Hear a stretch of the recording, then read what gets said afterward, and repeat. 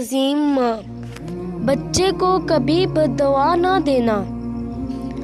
آج بچیوں کو تربیت کا پتہ ہی نہیں ہوتا۔ کئی تو ایسی ہوتی ہیں بیچاری کے چھوٹے بچے سے اگر غلطی ہوئی یا بچے نے رونا شروع کر دیا تو غصے میں آ کر اب اس کو پتہ ہی نہیں چلتا کہ کیا کہہ رہی ہیں۔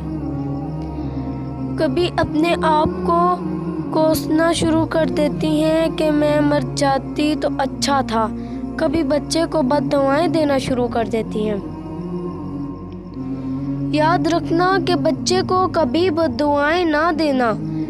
کوئی زندگی میں ایسا وقت نہ آئے کہ غصے میں آ کے بد دعا دینے لگ جانا، ایسا کبھی نہ کرنا۔ اللہ کے ہاں ماں کا جو مقام ہوتا ہے، ماں کے دل اور زبان سے جو دعا نکلتی ہے وہ سیدھی اوپر جاتی ہے، عرش کے دروازے کھل جاتے ہیں تو دعا اللہ کے ہاں پیش کر دی جاتی ہے اور قبول کر دی جاتی ہے۔ مگر شیطان بڑا مردود ہے، وہ ماں کے ذہن میں یہ ڈالتا ہے کہ میں گالی تو دیتی ہوں مگر میرے دل میں نہیں ہوتی۔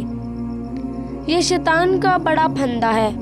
حقیقت میں تو یہ بد دعا کے الفاظ کہلواتا ہے اور ماں کو تسلی دیتا ہے کہ تو نے کہا تو تھا کہ میں مر جاؤں مگر تمہارے دل میں نہیں تھا۔ کبھی بھی شیطان کے دھوکے میں نہ آنا، بچے کو بد دعا نہ کرنا۔ کئی مائیں بچوں کو بد دعائیں دے کر ان کی عاقبت خراب کر دیتی ہیں، اپنی زندگی برباد کر دیتی ہیں۔ ماں کی بد دعا کا 70 سال بعد اثر ہوا۔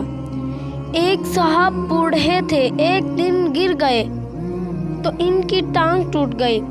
فرمانے لگے آج 70 سال کے بعد ماں کی بد دعا اپنی کام کر گئی۔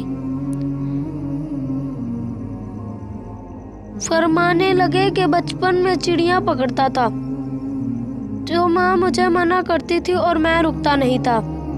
بچہ تھا تو ماں نے مجھے ایک دن کہا اللہ کرے تو گرے اور تیری ٹانگ ٹوٹ جائے۔ وہ بات آئی گئی ہو گئی۔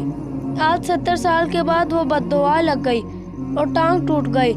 تو جس طرح ماں باپ کا دعا اثر رکھتی ہے اس طرح ان کی بد دعا بھی بڑا اثر رکھتی ہے۔ اس لیے بچوں کو والدین کی نیک دعائیں لینی چاہیے اور والدین بھی کبھی بچوں کو بد دعا نہ دیں۔